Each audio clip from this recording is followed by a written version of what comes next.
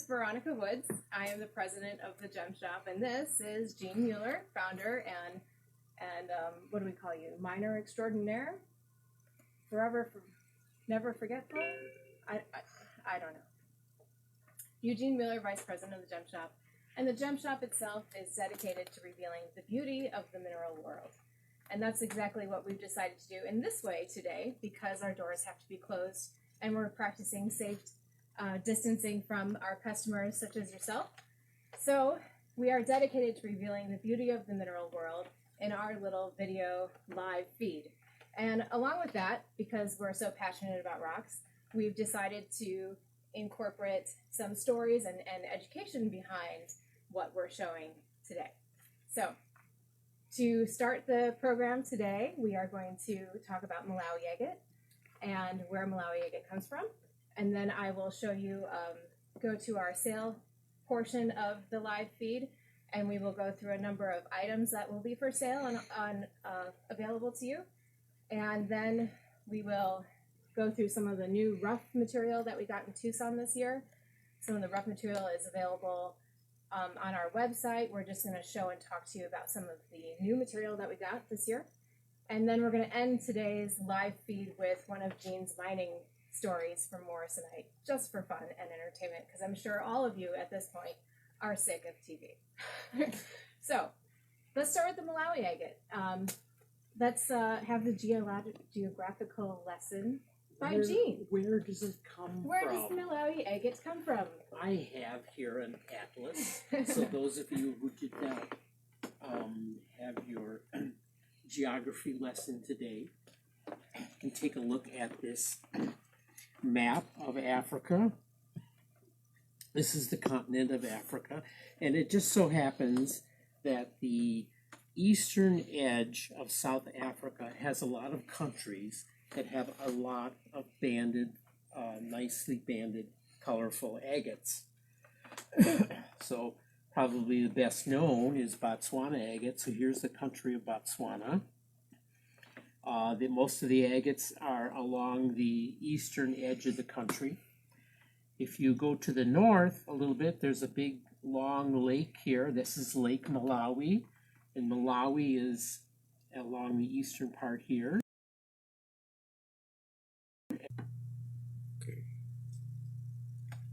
Okay, we're good. Pause. Sorry about that. Are we back on? We're back on. We're back on. Okay, there's Lake Malawi, and this country is Malawi. And Malawi agates are found in the southern end of that country. And then if you look here is a country called Mozambique. And in the southern end of Mozambique, there's an area called Swaziland. And that's where the Swazi agates come from. Some people refer to them simply as Mozambique agates. It's the same agate, but they had two different names. So this eastern side of South Africa is rich in banded agates. And the agates that we are going to feature today, the Malawi agates, come from the southern end of the country. So on that map, do you see the town of Nagabu? No, this map is just too big to show those smaller towns. Okay, I think that's a town reference, though, and from my conversations with Josh Ritter, who was there and picking and selecting this rough for us, he said that it's about a 90-minute drive on dirt roads from that town of Nagabu, the town of Nagabu, and the terrain is really quite flat, a few hills maybe, but hour and a half drive out into the middle of nowhere, and that's where you find the agate. The deposit itself is on a relatively flat terrain, and they were found loose in the soil to begin with. They were first imported into this country in the middle 70s by W.L. Cotton Minerals in Texas. And I don't believe they were imported into this country again until we did so about 2 years ago, a year and a half ago or so. The deposits are on a relatively flat ground, and they were dug up just in the surface material. They are they are digging deeper now, where they're down to the rock, where the host rock where they're found. But they're not on a mountain range or on cliffs or anything like this. They're on a generally flat area. So back in the 1970s, when they were first mining the Malawi agate, and they were just digging through dirt, right? And since they've been dug in the past 2 years with Josh Ritter's efforts and the gem shop importing them, they've dug through the rest of the dirt layer, and they're hitting hard rock now. So the mining operations have become much more time-consuming effort. You know, the effort of getting the rocks out of the ground is greater, and so they haven't been able to produce as much this past year as they were the previous year. Yeah, the mining is getting more difficult. The original deposit, which is now referred to simply as the 70s deposit, produced a little bit different agate than the area where most of the agates are coming from right now. That the agate was generally larger. You could find, 1 pound nodules were not unusual. But in the new area, I can never say it, sorry, Alimaho area, where they're digging most of the agates now. The agates are much smaller, but much more colorful. They're a little bit stronger colored. So what color are Malawi agates known for? Okay, generally the Malawi agate is a nodular banded agate, and it has a lot of colors, but it's most known for its orange banding. A lot of the agates contain an orange color, but they can be red and blue and pink and white as well. But the predominant color is orange. Some of the Malawi agates that you cut last week just have that striking orange band in the center. It's so beautiful. Let's start our live feed products now, if that's okay. Yeah? Okay. So all of these agates that we're going to show you now are from that Alimaho area. This is material that Jean has, go ahead Evan, cut and polished in the lapidary here at the gem shop. And how this is going to work, items numbers 1 through 22 are all numbered here, and Evan's going to close up on each one here. And then we'll zoom out and give you a big picture, and then we'll go back. If you have comments here, you can say, I want number 5, if that's something that you're interested in, or number 6. Otherwise, keep a list next to you or refer to this video. We are going to be putting this on our YouTube station for you to watch later as well. So Evan's going through here. These are all the Alimaho Malawi agates that are for sale. This tray, numbers 1 through 22, are $10 per pair. $10 a pair. And you can see the color variation in all of these are such a wide variety of colors. There's a great floater that Evan's got, number 13 there. This one is so tiny, but has that bright peachish, like salmon colored banding on the center. It's so pretty. There's another floater in 15. Number 16 has a quartz center, but some pretty strong, that orange banding on the outside. Number 17 has that really nice orange center.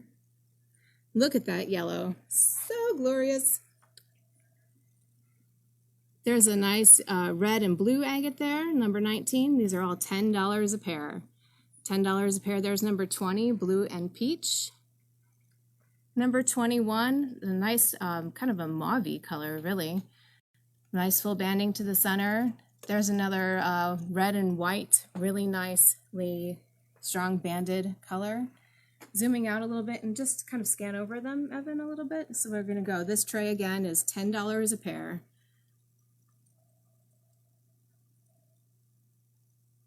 $10. These are all the Alimaho deposit from Malawi, South Africa.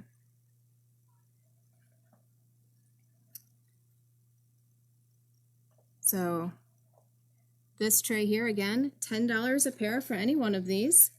And today, because this is something new for us, and we're trying to promote the gem shop and in a totally different way, we're going to be giving away one of these agates of a mauve color, really.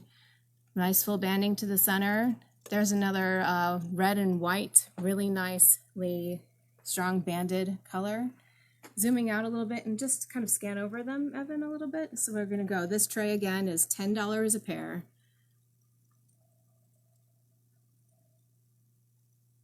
$10. These are all the Alimaho deposit from Malawi, South Africa.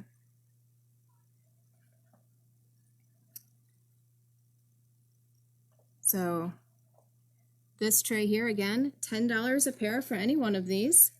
And today, because this is something new for us and we're trying to promote the gem shop and in a totally different way, we're going to be giving away one of these agates with every order. These are simply some agates that we've cut and put in the vibratory tumbler to polish. So any purchase today, let's start with, here Evan, let's start with number 23. This tray here is going to be $15 per pair.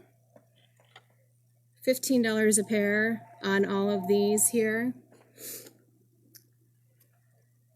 Can you try to answer the phone? There's number 26, really nice red and yellow.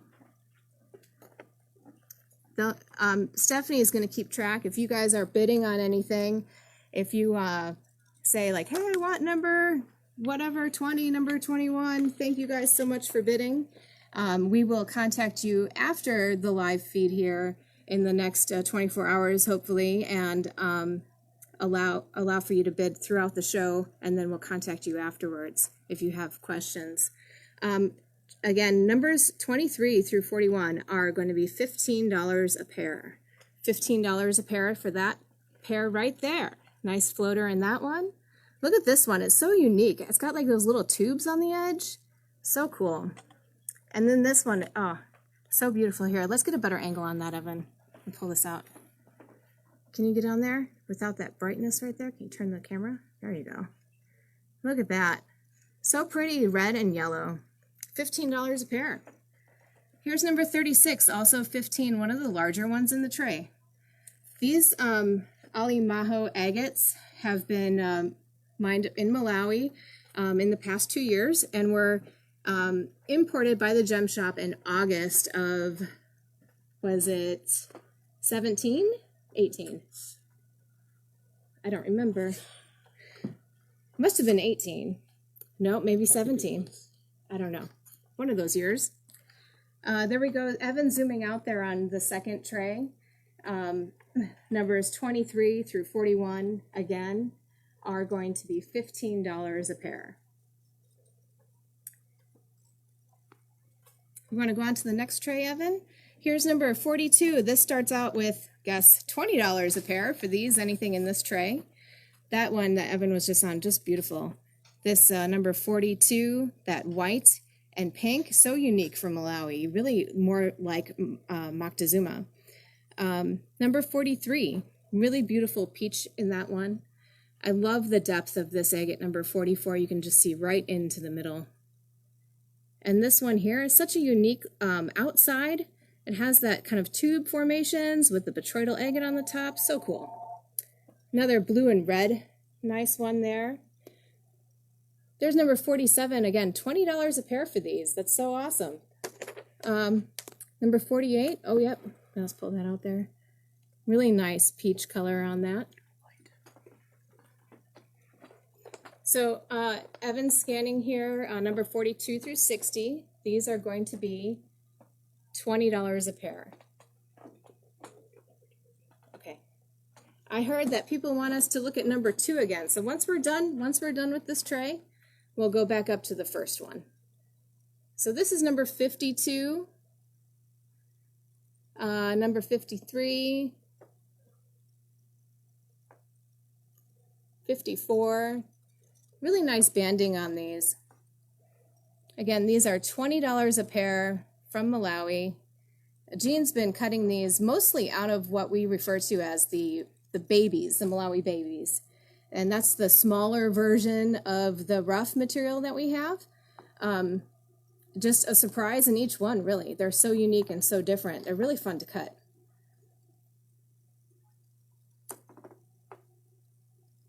right, so that's the end of our small pairs. We are going to have a few more larger ones at the end of our live feed here. So Evan's going to go back. I heard there were some requests for number 2, Evan. There's number 2 there. All right, again, so the trays, numbers 1 through 22 are going to be $10 a pair. 23 through 41 are $15 a pair. And 42 through 60 are $20 per pair.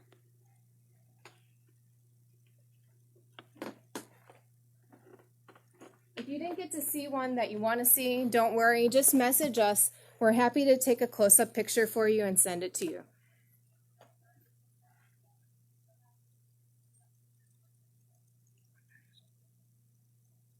All right, so the next portion of our live feed, we're going to touch a little bit on some of the new materials that we got in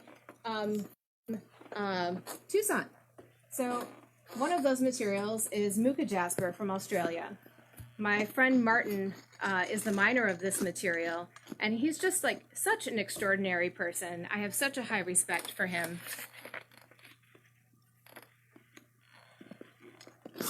We have a request. What did it say? Please do the $20 tray again. Okay, $20 tray again. There you go, Mr. Daniel. Hope that helps. Anything that you want better detail of, let us know, and we'll be happy to send you a picture. Back to that Muka Jasper. My friend Martin from Australia was the miner of the Muka Jasper. Right now, he bid on the mine, and he got it for the next, I think, 5 years. And he was there digging, and what the Muka Jasper that we've had in the past was all dug from that same mine. I have to see this, Evan. Jean, will you tell us a little bit more about Martin's mining operation there while we're showing these pieces? These are all slabs. Well, the Muka Jasper deposit's a little difficult to get to. It's flat land, but very susceptible to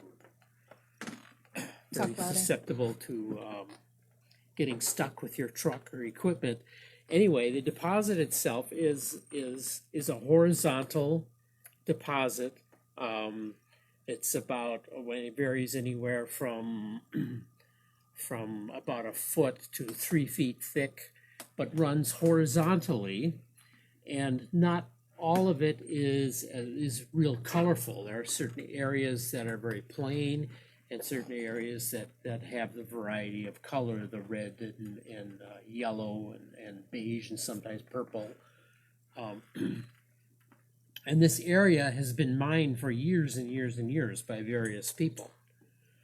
Well, Martin was working there about a year ago or so, and you mine for a couple of 100 yards, this flat area. You just have to take the overburden off, and then lift up the vein and take out the pieces that you want, and move along.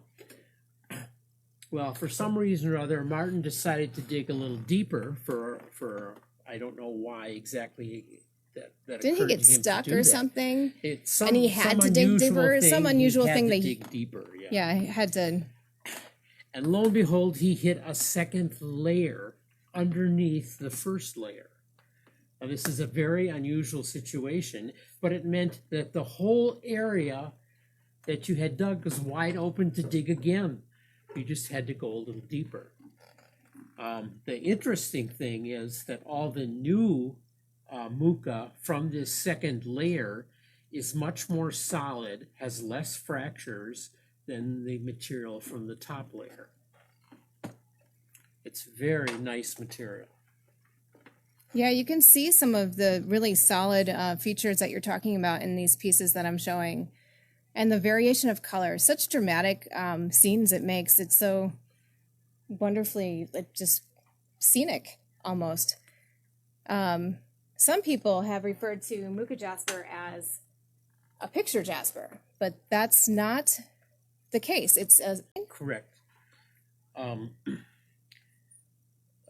the definition of what is a picture jasper and what isn't is based primarily on its formation, where the jasper is deposited first, and then water solutions change the patterning in the jasper from the outside in, and this causes the hills or landscapiness of the jasper, and those are referred to as picture jaspers. But that doesn't mean that any particular jasper cannot be scenic. Morrisonite, for example, is not a picture jasper. However, it has some fantastic scenes in it occasionally.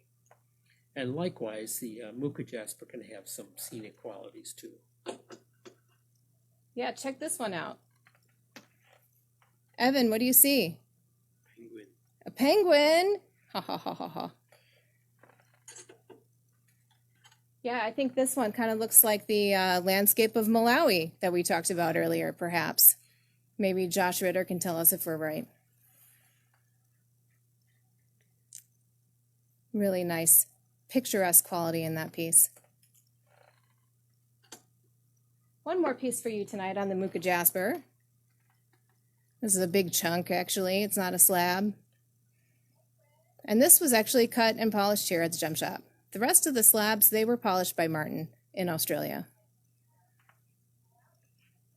And we have this available in the rough. Yeah, we'll show some of that in a little bit. The next item we have tonight on our live feed, we're featuring the amethyst from Uruguay. So, can you help me show these? No? Okay. Amethyst is a type of quartz. Can you? I can't read and do this at the same time. Can you? But you have to. You have to pick this up, Evan, and help him because he's not going to be able to know. There you go. Sorry, technical difficulties. Amethyst is a type of quartz with hues of color from light pink to deep purple. Amethyst can be found all over the world, but these that we're looking at today are from Uruguay. While we were in Tucson, we received a shipment from there, and these are some of the pieces that were in that shipment. Can you see it? These deep purple crystals form in volcanic vugs. Minerals deposit into the open cavities, some forming agate on the edge along with the amethyst. So you can see that's number 76 there. These are all priced by weight, so you, the heavier they are, the more expensive they are. Did you get the center one? So these are some of the what they refer to as the high quality, the highest quality you can get, the A quality out of Uruguay stand-ups, because they stand up because they have a cut base. Some more information about amethyst. The medieval European soldiers wore amethyst on their armor and believed it was a stone of healing and kept them level-headed. The Greeks believed amethyst could prevent intoxication. Haha, can you imagine that? Oh, I'm sorry, officer. I'm not drunk. I have a piece of amethyst in my pocket. Just kidding. Those being the beliefs of centuries past, today's spiritual connection is very similar. Robert Simmons says amethyst can aid in curbing overindulgence and giving up bad habits. It can clear one's energy field of negative influences and attachments and can thereby facilitate the creation of the energetic shield. So this is a pretty one. Oh my gosh, I love this one, Jean. Jean's going to show you off this one. It has these like little flower crystals coming out of the center. So beautiful. That one is a little more expensive, but so unique. Those flower crystals are amazing.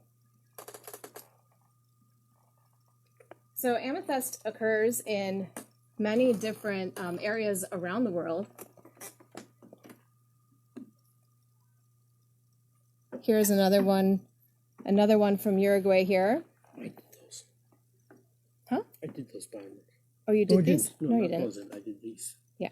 I thought I was paying attention a little bit.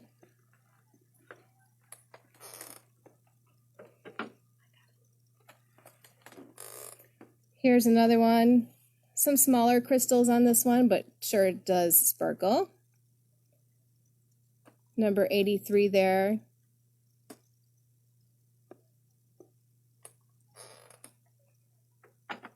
We do have some other of these that are a little smaller. So if you're seeing something that you like and you're like, I just really should not spend that much money today, but I really want a piece of amethyst, let us know. We can send you pictures of some smaller stuff that we have. We're here to help you. Also, it's smaller. Yeah, these here, these are actually not from Uruguay. These are from Brazil. And these smaller ones here are all $14.99. Refer to number 129. We have a number of these smaller points that are available. If you like those single points, there's one single point here from Brazil also. This one has some really deep purple, much deeper than those smaller points. Nice rainbow in there.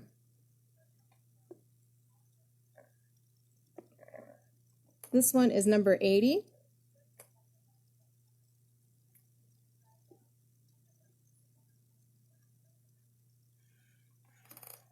For those of you just doing some smaller like handwork with amethyst, we also have some of these amethyst wands available. These are $9.99 each. Oh, focus. There we go.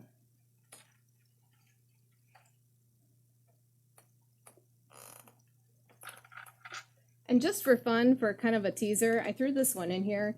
We're going to be talking about Botswana agate next week. We're going to continue our South Africa education on agates, if you will, and feature Botswana agates next week. So make sure to mark your calendars. We're going to be doing this live feed 5 p.m. every Thursday until further notice, I guess. So we'll see how it goes. Trying some new things here at the Gem Shop. Things can get a little crazy. $44.99 on number 87 there. This has a nice dome polish done by Jean. The next thing we're going to talk about in our live feed is the labradorite that we got from Madagascar, that island right off the southern part of South Africa. These labradorite pieces have some wonderful color, and this is going to be the trick, is to show you all of that labradorescence. There we go. Woo. Look at that flash all the way across the surface there. Labradorite is a type of feldspar, and it is known to have this rainbow effect. Oh my gosh, I love this piece. Just look how, watch this, how it goes from the center glowing to the edges glowing. Labradorescence is reserved as the effect that you see in labradorite specifically. Different stones can have different effects. Number 94 there.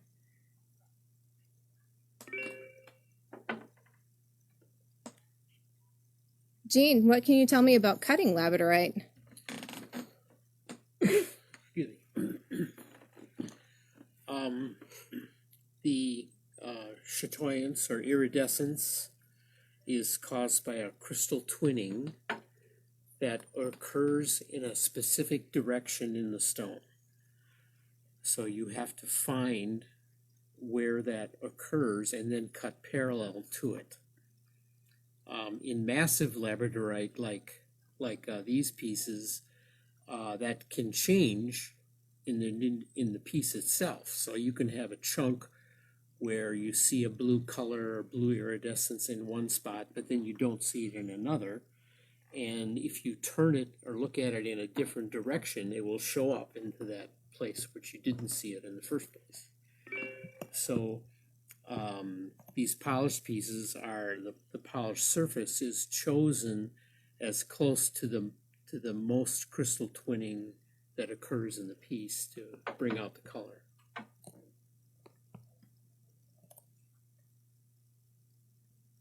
So do you know anything about like why So do you know anything about like why in these pieces of labradorite, Jean, that you see like flash in some part of it, but these darker portions, is that just the difference of the crystal growth?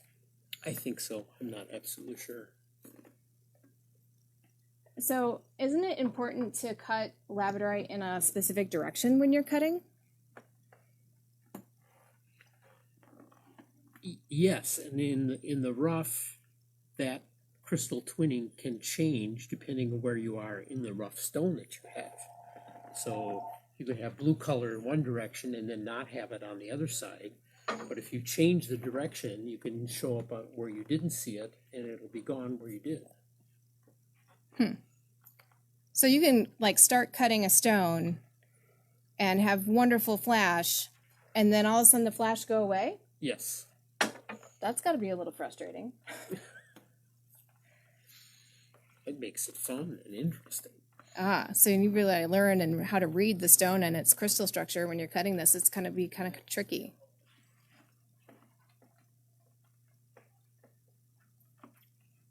Do we have a phone call, Isaac? Free shipping. What's that? Yeah, that's right. Thank you for the reminder. Oh gosh, I forgot my price. We are offering free shipping on item or orders over $50. So don't worry about ordering too much. Ha ha ha ha ha. This one's really pretty. It has a dome on it, but I think that dome really shows that beautiful blue color. Look at that. Dome polishing is an advantage with labradorite because if you cut it and you're slightly off of the angle with the most color, the dome will show it off anyway.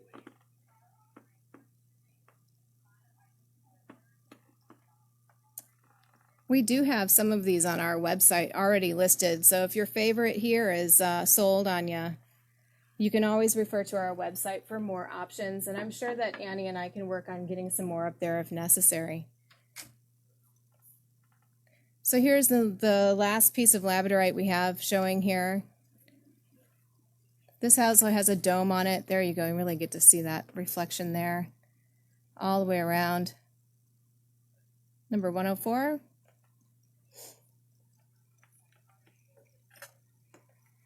Okay, ready, Evan? Next thing we have is seraphinite. We're almost through with our finished things here. We're going to go over here. The seraphinite.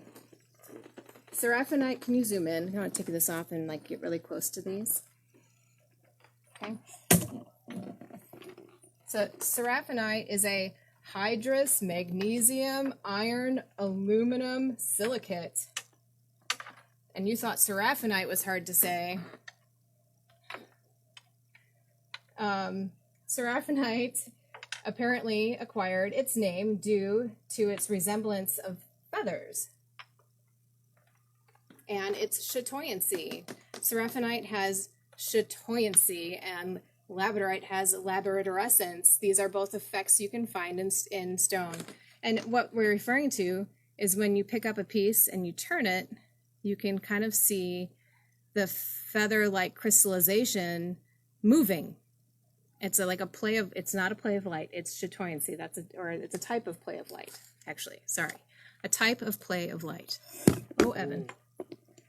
Pick up the camera. So all of these seraphinite, and Evan, can you just scan through them? All of those are going to be $14.99.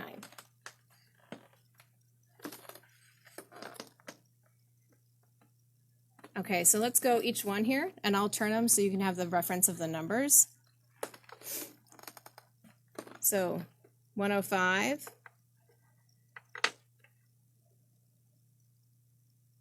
Always looking for that play of light. Here is number 106, $14.99. That one you can really see the featherization, crystallization on that.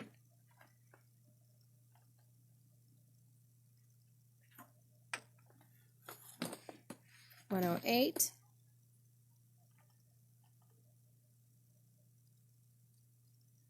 These are all really small slabs, but I'm sure that they are cabbable. That one has a really cool like banding effect in the top.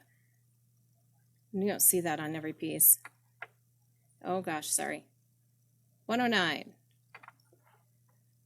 This one has more like a full flower in the corner there. 110.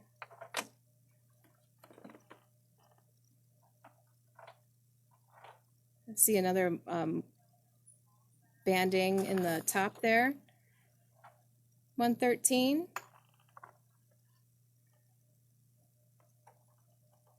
we go, 111. 112 on this one.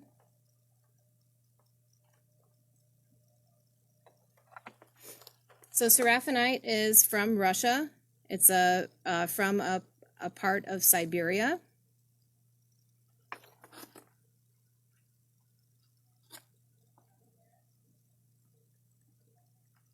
All right, 115 there. Nice chatoyancy. Evan, can you just zoom out and just go over them one more time? Seraphonite apparently acquired its name due to its resemblance of feathers. Seraphonite is named after the biblical seraphs or seraphim angels. Seraphonite is mined in a limited area of eastern Siberia in Russia. Many of the export restrictions have made it hard to get affordable material out of the country in the past few years. So we were really happy to get our hands on some in Tucson this year. Seraphonite is well named after its feather-like patterns resembling the wings of angels.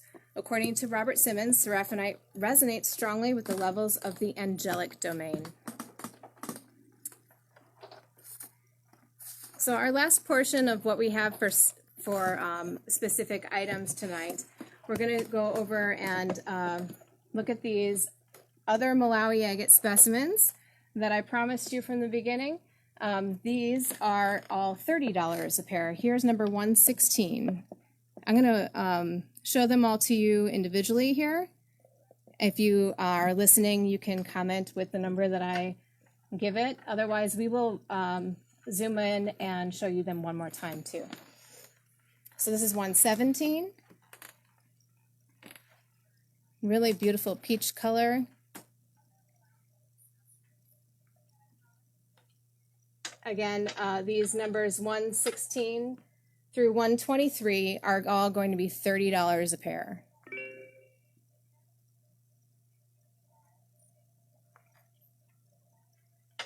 I know that our newsletter last night, if you guys haven't signed up, this is 119. If you haven't signed up for our newsletter, Annie wrote a really nice thing about Malawi agates and also has some nice Malawi agate specimens available on our website right now. Brand new, just put up yesterday. And those are all larger, and I believe a large portion of those are from the 1970s deposit. These, again, are the Alimaho. This is number 121.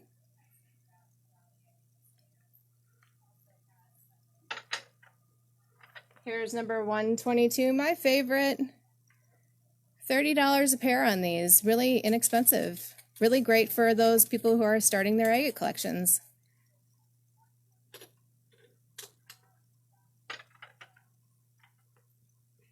Number 123. Look at that. I hope you guys are liking watching the pretty agates, if nothing else. I really know that this is a difficult time for everyone.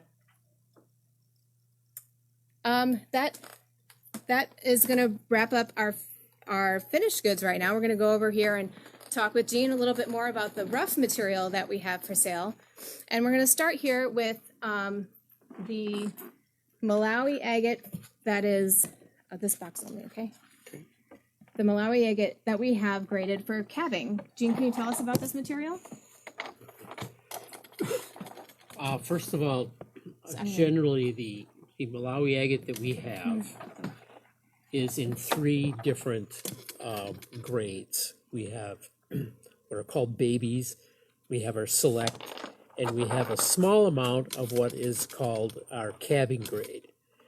And you must understand a little bit about the selection process that occurs in Africa. The people digging these agates do not understand the American market or have very little knowledge of what is a good agate Joshua takes considerable effort to try to have the bad material removed from what is exported. And in that process, there also is a lot of very good broken material, and this is set aside as cabbing material. It will not produce any specimens, or if you just happen to be lucky or can get a two-faced specimen, it's possible maybe on some of it, but it's simply been selected for the color and the strong banding to use for cutting, for cabochons. Malawi agate in general has a fairly high degree of fracture, so you have to work around those for cabbing, and not every piece is going to produce a cab. Well, they will produce a cab of some sort, but there are better ones than others, I'm sure. Can we But show some of this, the cabs? no, not yet. Okay. Well, actually, go get that tray. Yeah, go get that tray. So this material is available on our website. Just scan around it. For $20 a pound. Actually, now that I say that, I don't think it's live quite yet, but it will be shortly. This is the cabbing grade Malawi agate from that smaller agate deposit in South Africa. The other material, I'm going to just skip forward here to the select material as Jean's going to try to find some cabs. This material here is what Josh, when he was there, he was selecting out for specimen material.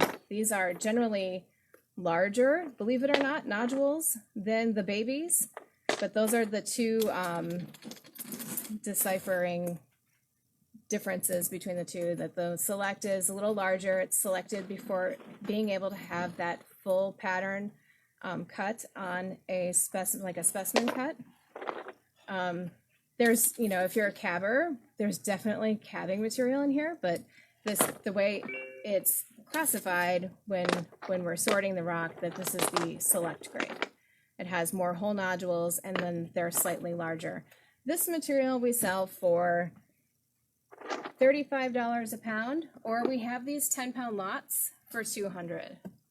The babies are all small, which is our third type of rough material that we have in the Malawi, and they're sold in these 1-pound bags. But they're really nice, small, fun agates to cut, and those first agates that we showed you today are from the Malawi babies. The Muka jasper that we talked about that Martin was mining, this is some of the rough material I've got here. And Evan, if you just can scan over the whole top, really solid jasper, awesome colors. It would make some great big cabs because of its lack of fractures. That material is going for $6 a pound, available on our website. The next item here for rough material, because we talked about amethyst earlier, I thought about the chevron amethyst that we had received in Tucson this year from Brazil in our Brazilian shipment. So here's some of that material. You can order this online. It's $8 a pound. And our last rough material is this labradorite. It doesn't look like much in the rough. That's why I had Jean talk about how to cut it. If you are a cutter and you're looking to try to cut some labradorite, then finding that flash and following that labradorescence is key. And we have this in several different size ranges. And this is all you can see the flash on that one pretty well. Can you see that, Evan? Yeah? All right. So this raw material for labradorite goes for $8 a pound on our website. And Jean got those cabs of Malawi he finished this week. These are going to be on the website soon for all of those metalsmiths out there. Just don't have them quite up there yet. But we wanted to show you what was possible out of that Malawi cabbing rough material. Can I say something? Mm-hmm.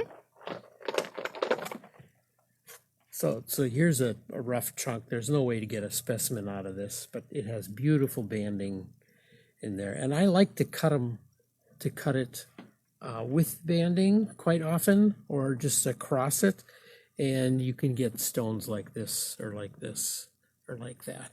So it spreads out the pattern and creates Spreads a out the larger pattern and stone, shows- right? Because Malawi, like Koyamito, has a strong color contrast, you can get some very interesting things by cutting it that way. Okay, well, Evan's scanning over the rest of the rough there. We're gonna switch over and finish our Live at 5 show with one of Jean's mining stories. Yay! This is one of the favorite things of my childhood was listening to my father's mining stories when he came home from being gone for so long. So take it away, Gino. All of these stories are based on the mining of morrisite, where I worked for about 11 years mining morrisite. And we actually produced a series of blogs, as you call them, or essays, is what I would have called them, on events or things that happened while I was out there. We've actually produced this little booklet, which is a collection of those stories, and I'm just going to relate one of them. Unfortunately, I have to give some background because in order to understand the story, you have to know a few things. First of all, I have to say something about the Morrisonite area. It is a large canyon, 2,000 feet deep, and it's being pulled apart geologically. That means that both sides have lots of rock slides. There's rock slides everywhere. This is an ideal habitat for mice, rats, and snakes. And there is an abundance of mice, rats, and snakes in the area.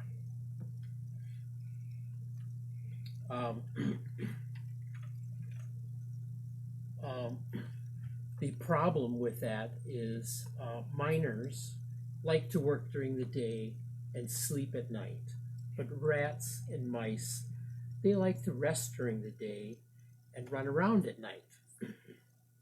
So this causes a bit of a problem, and you have to have some method of dealing with it. So most miners have a mouse trap, which is made out of a 5-gallon bucket with just a plain piece of paper strapped across the top with two cuts in the top, and then you hang a little piece of string above the bucket and put a little peanut butter on the end of the string to catch the mice. A mice will, you have to understand a little bit about what peanut butter is to a mouse. It is the 7-course meal. It is best ice cream there is. It is the ultimate in food. And a mouse will change directions 10 feet away if it smells peanut butter. So the mouse runs up to the top of the bucket, crawls out on the paper, smells the peanut butter on the string, but recognizes that the paper is bending and he's going to fall in there if he goes a little further. But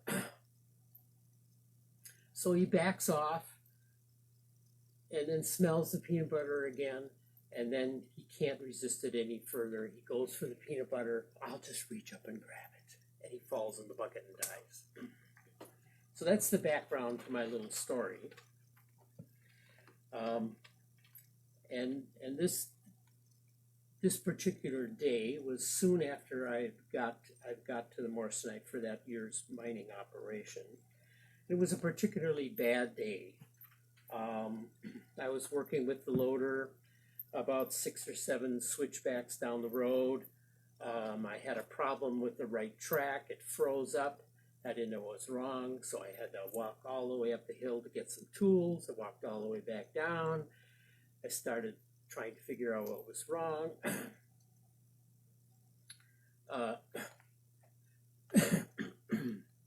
And I had the wrong tools. I had to walk back up to the top. walk back down. I did that 3 or 4 times before I figured out what was wrong with the track on the dozer. But by that time, the day was done, and I climbed back up to go to the cabin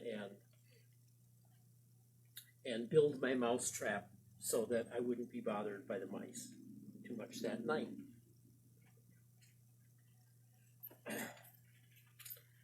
So I just decided to sit there and watch. And there was a very energetic mouse who went up on top of the bucket, crawled out on the paper, smelled the peanut butter, stopped, backed off, went a little further out on the paper, smelled the peanut butter, backed off, went out there, reached up to try to get his little nose on the peanut butter, and fell in the bucket. He immediately ran around the bottom of the bucket 3 or 4 times trying to find a way out. There was no way out. Then started trying to climb the sides of the bucket. And, a mouse fully stretched out is maybe 1/5 the distance from the bottom of the bucket to the top. So that gives you an idea of how difficult this would be for him.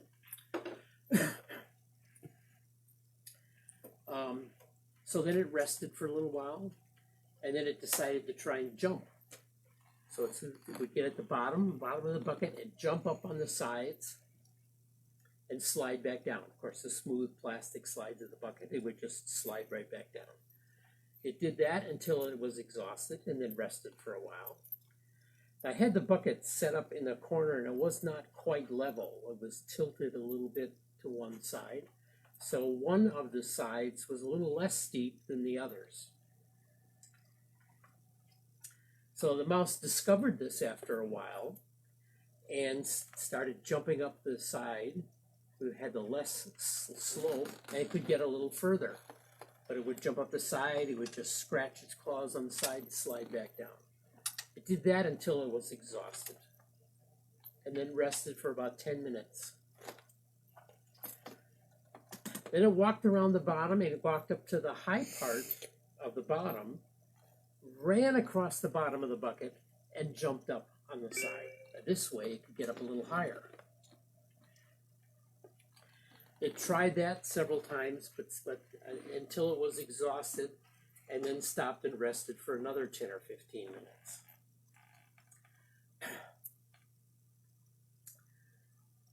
Then the mouse discovered that if he ran down the slope and jumped before he got to the edge, he could even get higher.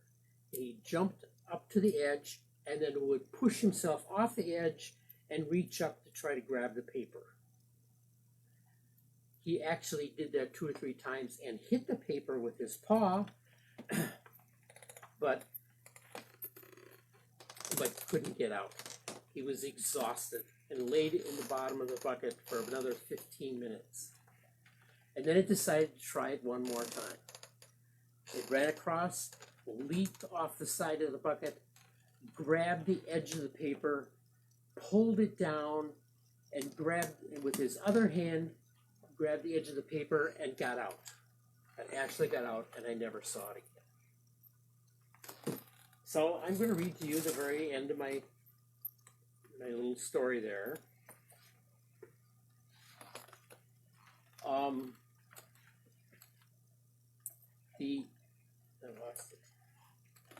The